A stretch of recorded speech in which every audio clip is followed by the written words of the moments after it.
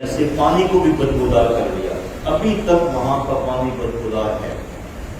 پھر جبریل علیہ السلام ساری قوم کو اٹھا کے اوپر لے گئے، پہلے آسمان تک ایک ہی پر پہ حضرت جبریل علیہ السلام نے لوط علیہ السلام کی قوم کو اٹھایا، اٹھانے کے بعد نیچے پھینکا حضرت جبریل علیہ السلام نے، جہاں پہ پھینکا گیا وہ غور کا علاقہ، اس سے آگے سورہ نجم ہے، سورہ نجم کے اندر حضور نبی کریم علیہ السلام کو اللہ نے اپنے فضل و کرم سے معراج کرایا ہے، اللہ تعالیٰ نے اپنی آیات بینات کا مشاہدہ کروایا ہے، اور آپ اللہ کی نشانی ہے، آسمان اللہ کی نشانیاں ہیں، انبیاء کے ساتھ ملاقات، حضور نبی کریم علیہ السلام کی فرشتوں کے ساتھ ملاقات کی، سدرۃ المنتہا پہ حضور نبی کریم علیہ السلام تشریف فرما ہوئے، جنت المأوا کی اپنا سیر کی گئی، حضور نبی کریم علیہ السلام نے بیت المعمور کے اندر بھی فرشتوں کو نماز پڑھائی۔ جہاں سورہ نجم کی 2 آیات ہیں، اور ان 2 آیات کی وجہ سے بڑا تنازع کھڑا کیا جاتا ہے۔ ایک آیت ہے اللہ تزیر وازرۃ وزر اخری، کوئی شخص دوسرے کے گناہ یا دوسرے کا بوجھ نہیں اٹھائے گا، ایک یہ آیت ہے۔ دوسرا ہے وَأَن لَيْسَ لِلْإِنسَانِ إِلَّا مَا سَعَىٰ، انسان کو وہی ملتا ہے جس کی وہ محنت کرتا ہے۔ یہ 2 آیات ہیں جن آیات کے ذریعے ہمارے بھولے بھالے لوگوں کے ذہنوں کو منتشر کیا جاتا ہے، ان کو بہلایا جاتا ہے، پھسلایا جاتا ہے۔ دیکھیے قرآن کیا کہتا ہے، اللہ تزر وازرۃ وزر اخری، کوئی کسی کا بوجھ نہیں اٹھا سکتا، کوئی کسی کام نہیں آ سکتا۔ طرح کی ذہنیت ان لوگوں نے خود دلائل گڑھے، خود دلائل گڑھنے کے بعد انہوں نے لوگوں کو متاثر کیا۔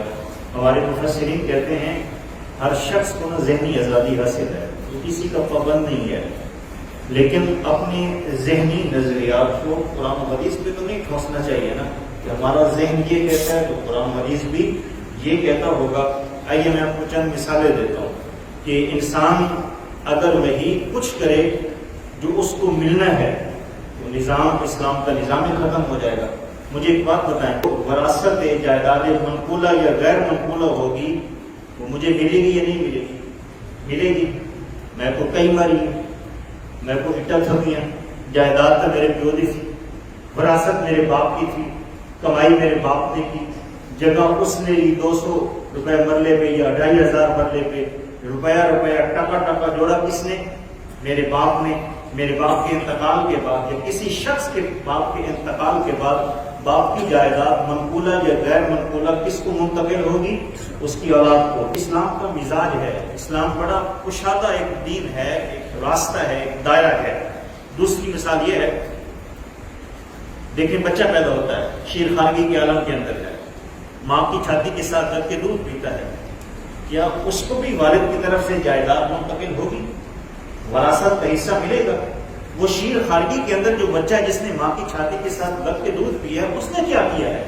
وہ تو رونے کے علاوہ یا ماں کی چھاتی کے ساتھ لگ کے دودھ پینے کے علاوہ یا سونے کے علاوہ سے کوئی تیسرا کام ہی نہیں ہے۔ تو اسلام کہتا ہے کہ اسے بھی برابر کا حصہ ملے گا جتنا 36 سالہ بیٹے کو حصہ ملا ہے۔ تیسری مثال یہ ہے، اب ماشاءاللہ بڑے مخیر حضرات ہیں، میں یہ حسن ظن سے اور محبت سے پیش کر رہا ہوں۔ یہ ساری اذیتیں کس نے برداشت کی؟ آپ نے روپیہ کمایا لاکھ، وہ جمع کیا، اس پہ سال گزرا، آپ نے 2500 اٹھا کے مدرسہ نور الاسلام کا جو طالب علم تھا اس کی جیب کے اندر ڈال دیا۔ وہ تو مدرسہ نور الاسلام کا بچہ پورے دن قرآن پڑھتا ہے، یا تہجد کی نماز پڑھتا ہے، یا توفیق ملتی ہے تو پنجگانہ نماز پڑھتا ہے، اس نے کچھ کیا، کمایا آپ نے، حصہ کس کا ہوا؟ بچوں کا نظام ہے، میرے رب کا فضل ہے، وہ جسے چاہتا ہے عطا فرماتا ہے۔ ایک آیت یہ ہوگی اللہ تزر وازرۃ وزر اخری، کوئی کسی کا بوجھ نہیں اٹھاتا۔ آپ نے اٹھایا نہیں وہ بوجھ؟ اگر خدا نخواستہ کسی کی بہن بیوہ ہو جاتی ہے تو بوجھ کون اٹھاتا ہے؟ بھائی اٹھاتے ہیں۔ میرے حضور نے فرمایا جس نے بیوہ بہن کے ساتھ بیوگی کے بعد حسن سلوک کیا، میں اور وہ اس طرح جنت کے اندر داخل کیے جائیں گے۔ آپ نے بوجھ نہیں اٹھایا۔ آپ کے پاس 1000 روپے دیہڑی ہے، آپ کے 6 بچے ہیں، آپ عید والے دن پیمانے زیادہ کپڑے پہنیں گے، ان کو نئے کپڑے لا کر دیں گے۔ اللہ تزر وازرۃ وزر اخری، آپ نے بوجھ نہیں اٹھایا۔ آپ اپنی مسجد کا بوجھ نہیں اٹھا کے بیٹھے، 200 طالب علم نور اسلام کے اندر پڑھتے ہیں، بوجھ کس نے اٹھایا؟ تو اللہ تعالیٰ نے اپنے فضل و کرم سے چلائی ہے، بوجھ اٹھاتے ہیں۔ میرے حضور نے بوجھ نہیں اٹھانا ہے، پوری کائنات کا میرے حضور سجدہ کریں، حضور نہیں کا ساری کائنات کا بوجھ اٹھائیں گے؟ میرے حضور آدم علیہ السلام کا بوجھ نہیں اٹھائیں گے؟ عیسیٰ علیہ السلام تک میرے حضور کی دہلیز پہ جائیں گے. حضور آپ ہیں بوجھ اٹھانے والے، اور میرے حضور اٹھانا بھی جانتے ہیں، اوپر کرنا بھی جانتے ہیں، اور ساتھ نبھانا بھی جانتے ہیں. یہ صرف آیات میرے انسان جو کچھ کرتا ہے وہی اس کی محنت ہے، وہی اس کا پھل ہے. مجھے لوگ تو کہتے ہیں ابراہیم علیہ السلام کے والدین کو، بالخصوص والد کو کلمہ بھی نصیب نہیں ہوا، اور یہ بات بھی قرآن و حدیث کے اللہ کی تعلیمات. حضرت نوح علیہ السلام نے کیا دعا مانگی ہے؟ سورہ نوح کی آخری آیت اٹھا کے دیکھ لیں.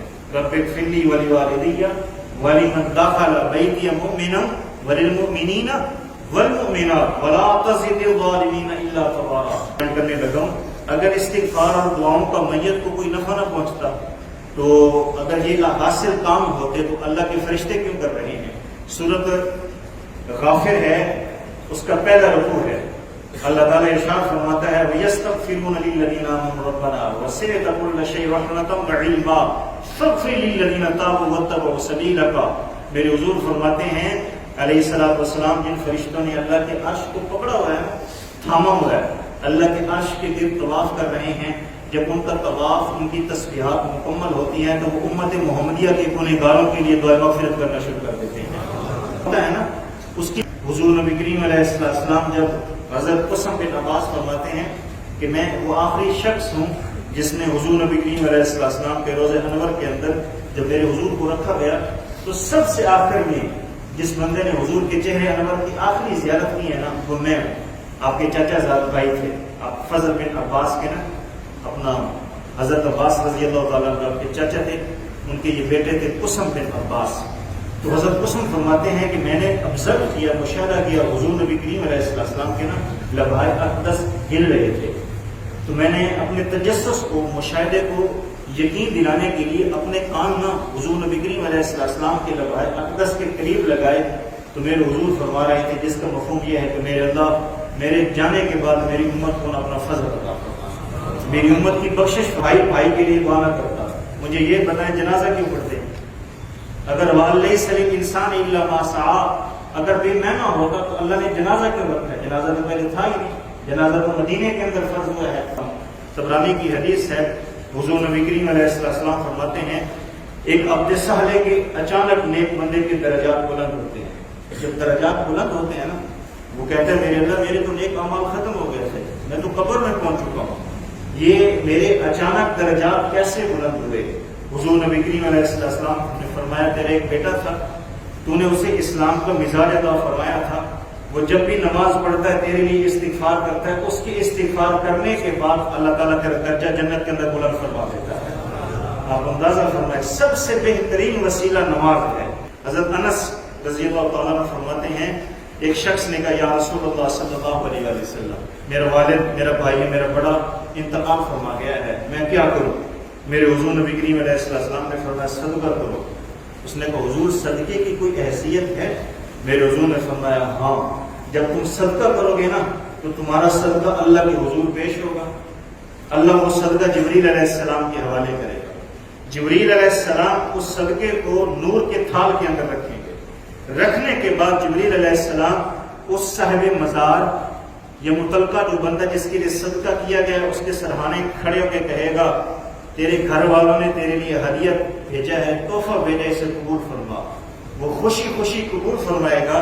میرے حضور فرماتے ہیں اس کی مسرت، اس کی خوشی کی کوئی انتہا نہیں رہے گی، حتیٰ کہ اگر ساری دنیا کی دولت بھی اٹھا کے اس کے قدموں کے اندر ڈھیر کر دی جائے اسے اتنی مسرت نہیں ہوگی جتنا اصحال ثواب کا صدقہ وصول کرتے اسے مسرت اور خوشی ہوگی.